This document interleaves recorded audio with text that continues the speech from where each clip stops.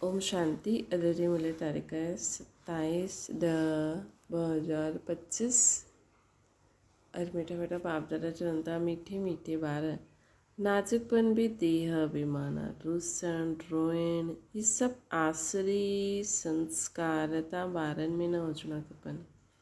दुख सुख मान अपमान सब कुछ सहन करणो आहे।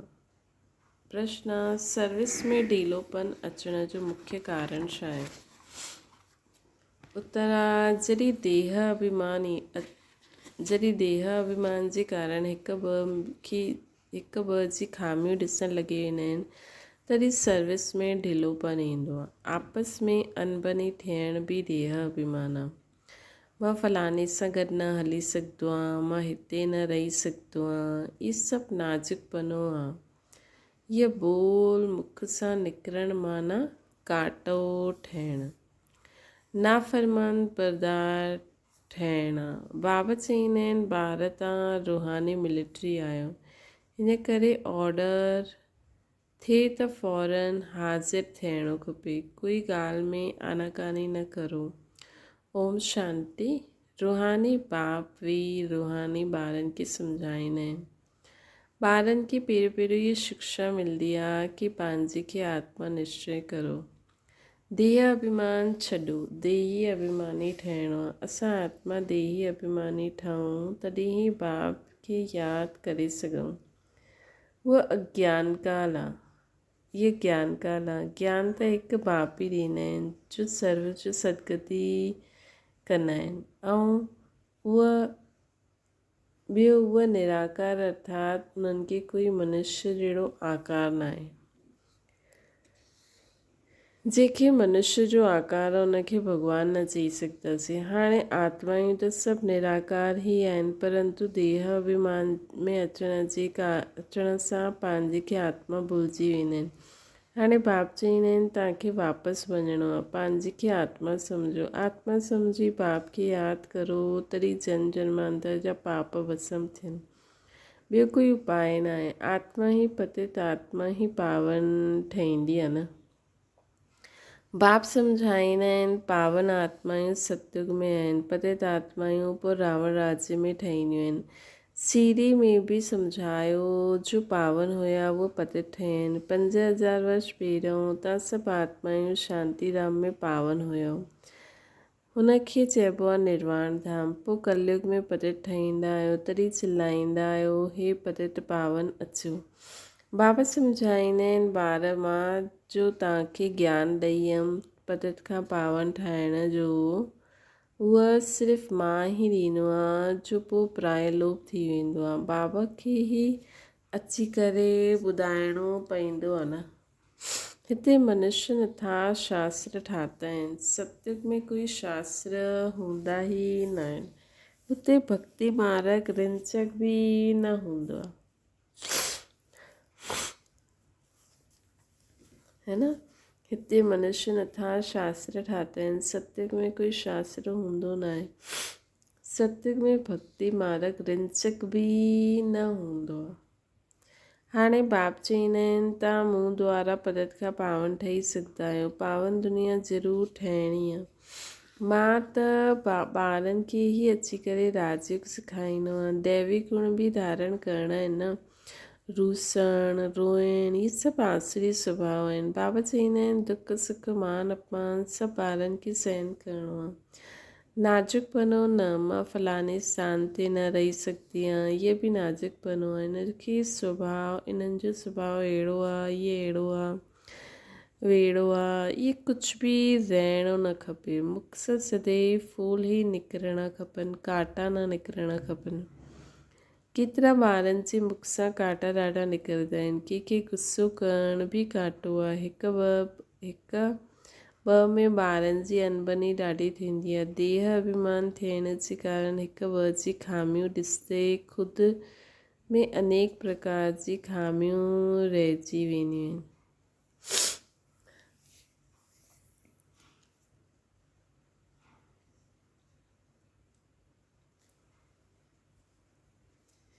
हिन करे सर्विस ढीली थी वेंदी आहे।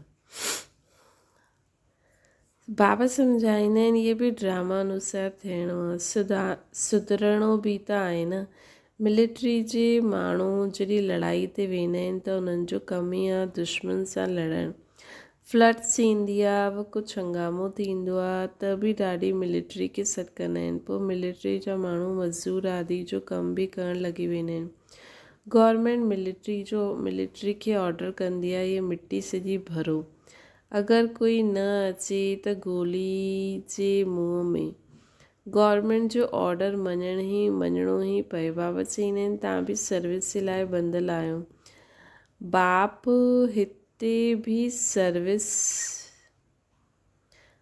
जाते बि सर्विस ते वञण लाइ चए झटि हाज़िर थियणो खपे। न मञंदव त मिलिट्री न चईंदासीं, उहा पोइ दिलि ते चढ़ी न सघंदा। तव्हां बाप जा मददगार आहियो सभिनि खे पैगाम ॾियण में। हाणे सम्झो किथे वॾो म्यूज़ियम खुलंदो आहे, चईंदा आहिनि 10 माइल्स दूर आहे, सर्विस ते वञिणो पए, ख़र्चे जो ख़्यालु थोरी करिणो आहे।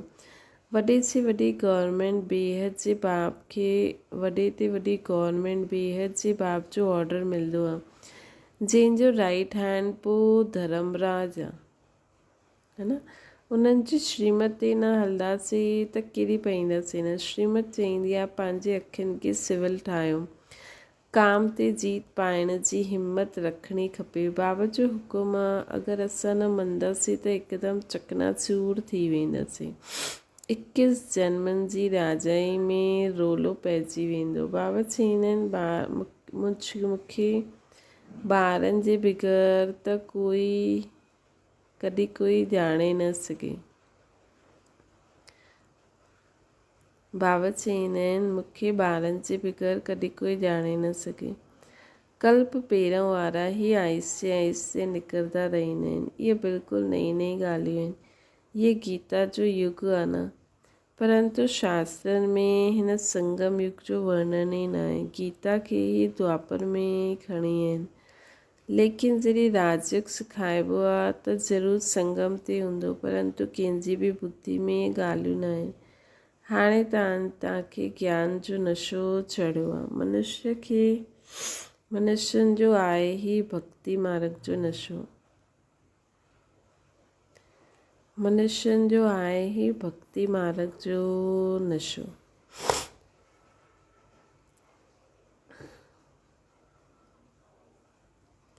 परंतु कंहिंजी बुद्धि में इहे ॻाल्हियूं न आहिनि जो बाबा असांखे ॿुधाईंदा आहिनि।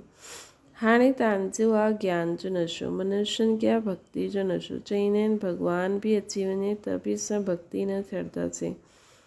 उथन और पतन जी सीढ़ी ॾाढी सुठी आहे। जो बि त बि मनुष्यनि जी अखि न खुलंदी आहे। माया जे नशे में हिकदमि चकनाचूर आहिनि। ज्ञान जो नशो ॾाढो देरी सां चढ़ंदो आहे। पहिरियों त दैवी गुण बि खपनि। बाबा जो कोई बि ऑडर थिए त हुन में आनाकानी न करणी आहे। ईअं मां न करे सघंदो आहे, हिनखे चइबो आहे नाफ़रमान बरदार। श्रीमत मिलंदी आहे ईअं करिणो आहे त सम्झणो खपे कि शिव बाबा जी श्रेष्ठ मत आहे, उहा आहे ई सदगति दाता कॾहिं उल्टी मत न ॾींदा। बाबा चईंदा आहिनि मां हिननि जे ॾाढे जन्मनि जे अंत में प्रवेश कंदो आहियां। हिननि सां बि ॾिसो लक्ष्मी अॻियां निकिरी वेंदी आहे। गायन बि आहे न, फीमेल खे अॻियां रखिबो आहे। पहिरियों लक्ष्मी पोइ नारायण। यथा राजा रानी तथा प्रजा। तव्हांखे बि अहिड़ो श्रेष्ठ ठहिणो आहे। हिन समय त सॼी दुनिया में रावण राज्य आहे। हाणे सभई चईंदा आहिनि राम राज्य खपे। हाणे संगम आहे। जॾहिं हिन लक्ष्मी नारायण जो राज्य हुयो त रावण राज्य न हुयो। पोइ चेंज कीअं थींदो इहो कोई न ॼाणंदो आहे। हाणे घोर अंधियारे में आहिनि। सम्झंदा आहिनि कलयुग त अञा नंढो ॿार आहे, रेगड़ी थो पाए त मनुष्य ॿियो ई निंड में सुम्ही पईंदा आहिनि। इहे रूहानी नॉलेज रूहानी बाप ई रूहनि खे ॾींदा आहिनि। राजयोग बि सिखलाईंदा आहिनि न। श्री कृष्ण खे रूहानी बाप न चईंदासीं। उहो हीअं न चईंदा कि हे रूहानी ॿार इहे बि लिखिणो खपे। रूहानी नॉलेज बाप स्पिरिचुअल नॉलेज रूहानी ॿारनि खे ॾींदा आहिनि। रूहानी नॉलेजफुल बाप स्पिरिचुअल नॉलेज रूहानी ॿारनि खे ॾींदा आहिनि। बाबा सम्झाईंदा आहिनि दुनिया में सभी मनुष्य देह अभिमानी आहिनि। मां आत्मा आहियां इहो कोई न ॼाणंदो आहे। बाबा चईंदा आहिनि कंहिंजी बि आत्मा लीन न थी सघंदी आहे। हाणे तव्हां ॿारनि खे सम्झायो आहे दशहरो दीपावली छा आहे। मनुष्य त पूजा आदि कंदा आहिनि सभु ब्लाइंड फेथ जी, जेके गुड़ियनि जी पूजा चइबो आहे, पथर पूजा चइबो आहे न। हाणे तव्हां पारस बुद्धि ठाहींदा आहियो त पथर जी पूजा न करे सघंदा आहियो। चित्रनि जे अॻियां वञी करे मथो टेकंदा आहिनि, कुझु बि सम्झंदा न आहिनि। चईंदा बि आहिनि ज्ञान भक्ति वैराग्य। ज्ञान अधु कलाकु हलंदो आहे, पोइ भक्ति शुरू थींदी आहे। हाणे तव्हांखे ज्ञान मिलंदो आहे त भक्ति सां वैराग्य थी वेंदो आहे। इहा दुनिया ई बदिलंदी आहे। कलयुग में भक्ति आहे, सतयुग में भक्ति न आहे। हुते पूज्य हूंदासीं। बाबा चईंदा आहिनि ॿार तव्हां मथो छो टेकंदा आहियो। अधु कलाकु तव्हां मथो बि घिसायो, पैसा बि घिसाया, मिलियो त कुझु न। माया हिकदमि मथो मोड़े छॾंदी आहे, कंगाल ठाहे छॾंदी आहे। पोइ बाप अची करे सभिनि जो मथो ठीकु करे छॾंदा आहिनि। हाणे आहिस्ते आहिस्ते कुझु यूरोपियन माण्हू बि सम्झंदा आहिनि। बाबा सम्झाईंदा आहिनि इहे भारतवासी त बिल्कुलु तमोगुणी ठही विया आहिनि। उहे ॿिया धर्म वारा पोइ बि पुठियां ईंदा आहिनि।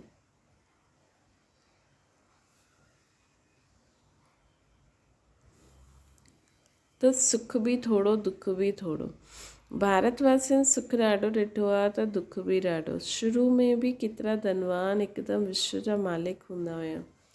ॿिया धर्म वारा कोई पहिरियों थोरी धनवान हूंदा, पुठियां वृद्धि खे पाईंदा आहिनि। हाणे अची करे धनवान थिया आहिनि। हाणे पोइ सभिनि खां भिखारी बि भारत ई आहे। अंधश्रद्धालु बि भारत आहे। इहे बि ड्रामो ठहियलु आहे। बाबा चईंदा आहिनि मां जेके हेवन ठातो उहो हेल ठही वियो। मनुष्य पथर बंदर बुद्धि ठही विया आहिनि। मनुष्य बंदर बुद्धि ठही विया आहिनि। उन्हनि खे मां अची करे मंदिर लाइक़ु ठाहींदो आहे। विकार ॾाढा कड़ा हूंदा आहिनि। विकार केतिरा आहिनि। तव्हां में बि कोई क्रोध न हुजिणो खपे। बिल्कुलु मिठो शांति अति मिठो ठहिणो आहे, है न। तव्हां में बि कोई क्रोध न हुजिणो खपे। बिल्कुलु मिठो शांति अति मिठो ठहिणो आहे। इहे बि ॼाणंदा आहियो कोटनि में कोई ई निकिरंदो आहे राजाई पद पाइण लाइ, है न। राजाई पद पाइण लाइ कोई विरलो निकिरंदो। बिल्कुलु मिठो शांति अति मिठो ठहिणो आहे।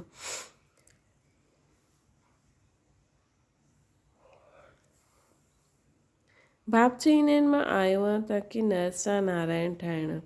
हुन में बि मुख्य 8 ॻायल आहिनि। 8 रत्ननि ऐं विच में आहे बाबा। 8 आहिनि पास विद ऑनर्स, सो बि नंबरवार पुरुषार्थ अनुसार। देह अभिमान खे तोड़ण में ॾाढी महिनत आहे। देह जो भान बिल्कुलु निकिरी वञे। कोई पक्का ब्रह्म ज्ञानी जो हूंदा आहिनि उन्हनि खे बि ईअं चइबो आहे। उन्हनि जो बि ईअं थींदो आहे। वेठे वेठे देह जो त्याग करे ॾींदा।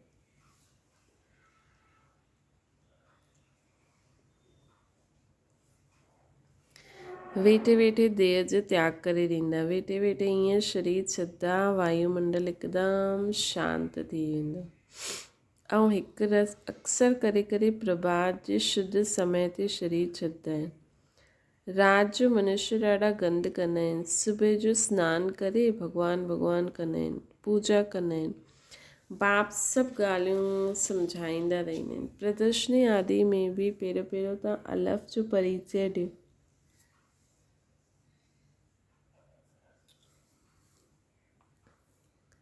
पहिरियों अलफ़ ऐं बे। बाप त हिकु ई निराकार आहे। बाबा रचयिता ई वेही रचना जे आदि मध्य अंत जो ज्ञान सम्झाईंदा आहिनि।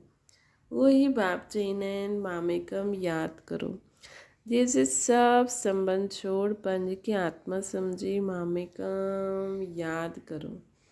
बाप जो परिचय तव्हां ॾींदा पोइ तव्हांखे हिमत न रहंदी त कंहिंजी हिमत न रहंदी प्रश्न उत्तर करण जी।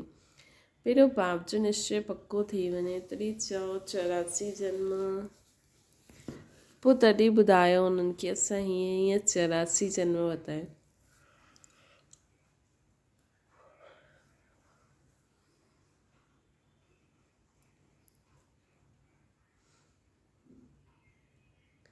है न, हीअं 84 जन्म वरिता आहिनि। चकर खे सम्झी वरितो, बाप खे सम्झी वरितो, पोइ कोई प्रश्न उत्तर न आहे।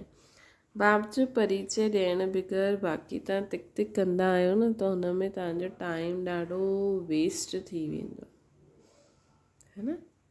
त पहिरियों बाप जो परिचय पको करायो, उन्हनि खे सुठी रीति सम्झायो, गला ई घुटिजी वेंदा आहिनि।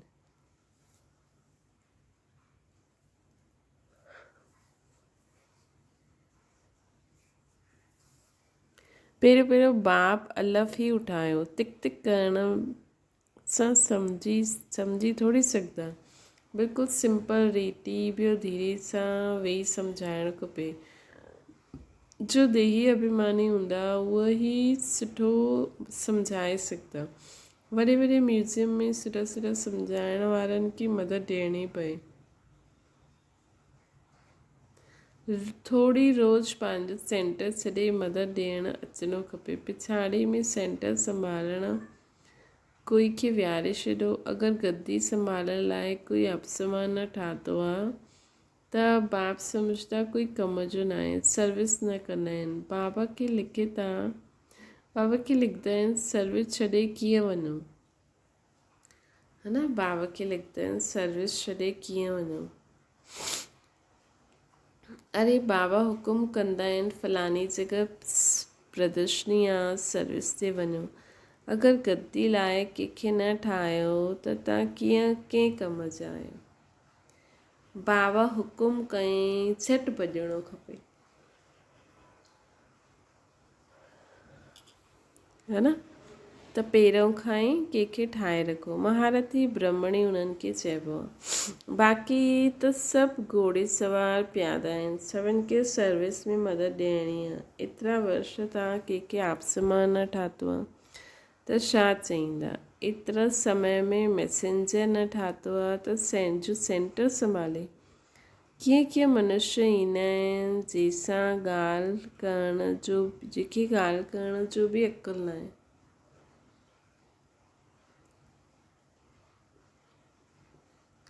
है न। कीअं कीअं मनुष्य ईंदा आहिनि जेके ॻाल्हाइण जो बि अक़ुलु न आहे। मुरली बि ज़रूरु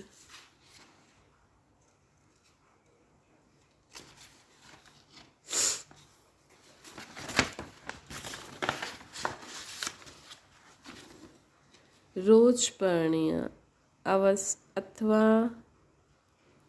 ॿुधणी आहे। मुरली न पढ़ंदा त गोया एब्सेंट पइजी वेंदी। तव्हां ॿारनि खे सॼे विश्व ते गहराउ विझणो आहे। तव्हां सॼे विश्व जी सेवा कंदा आहियो, पर दुनिया खे पावन ठाहिणो आहे, इहो गहराउ विझणो आहे न। सभी खे मुक्ति जीवन मुक्ति धाम जो रास्तो ॿुधाइण, दुख सां छुड़ाइणो आहे। सभिनि खे मुक्ति जीवन मुक्ति जो रास्तो ॿुधाइणो आहे ऐं सभिनि खे दुखनि सां छुड़ाइणो आहे।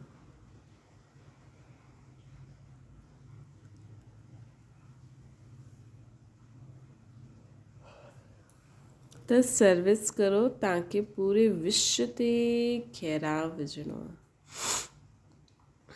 अच्छा, मीठी मीठी सिकी लॾे ॿारनि प्रति माता पिता बाप दादा जो यादि प्यार ऐं गुड मॉर्निंग। रूहानी बाप जी सभिनि रूहानी ॿारनि खे नमस्ते। असांजी बि रूहानी माता पिता बाप दादा खे यादि प्यार गुड मॉर्निंग ऐं नमस्ते। धारणा जे लाइ मुख्य सां ॾाढो मिठो शांति अति मिठो सुभाउ जो ठहिणो आहे। ॾाढो मिठो शांति अति मिठो सुभाउ जो ठहिणो आहे। कॾहिं बि क्रोध न करिणो आहे। पंहिंजी अखियुनि जी पंहिंजी अखियुनि खे ॾाढो ॾाढो सिविल ठाहिणो आहे असांखे। ॿियो आहे बाबा जो हुकुम करनि उन्हनि खे फ़ौरन मञिणो आहे। बाबा जो हुकुम करनि उनखे फ़ौरन मञिणो आहे। सॼे विश्व खे पतत खां पावन ठाहिण जी सेवा करणी आहे। पावन ठाहिण जी सेवा करणी आहे अर्थात गहराव विझणो आहे। वरदाना बाप जी याद द्वारा असंतुष्ट जी परिस्थिति में सदा सुख व संतुष्टता जी अनुभव करण वारा महावीर ठहो। सदा बाप जी याद में रहण वारा हर परिस्थिति में सदा संतुष्ट रहंदा आहिनि। श्री नॉलेज जी शक्ति जे आधार ते पहाड़ मुआफ़िक परिस्थिति बि राई अनुभव थींदी आहे। राई ॾाढी अर्थात कुझु न आहे, चाहे परिस्थिति असंतुष्ट जी बि हुजे, दुख जी घटना हुजे, लेकिन दुख जी परिस्थिति में सुख जी स्थिति रहे तॾहिं चईंदासीं महावीर, है न। त बाबा चवनि था चाहे परिस्थिति असंतुष्टता जी हुजे, दुख जी घटना हुजे, लेकिन दुख जी परिस्थिति में सुख जी स्थिति रहे तॾहिं चईंदासीं महावीर। त दुख जी परिस्थिति में भी सुख जी स्थिति रहे, उन लाइ कल्ह बाबा चई न सभु कुझु मूंखे ॾेई छॾियो, कुझु बि थी वञे, नथिंग न्यूज़ सां गॾु गॾु बाप जी स्मृति रहे त सदा ई हिकु रस रहंदासीं। पोइ दुख शांति जी लहर भी न अची सघंदी। स्लोगन आहे पंहिंजी दैवी स्वरूप सदा स्मृति में रहे त कोई जी भी व्यर्थ नज़र न पइजी सघंदी, है न। त सदा ये शुरू में अभ्यास कंदा हुया, ख़ुदि खे सदा विष्णु चतुर्भुज सम्झंदा हुया, त पाण खे सदा दैवी, पंहिंजो सदा दैवी स्वरूप स्मृति में रखो त कंहिंजी बि नज़र न पइजी सघंदी। अव्यक्त इशारो आहे, जीअं साइंस जी शक्ति जो प्रयोग लाइट जे आधार ते थींदो आहे।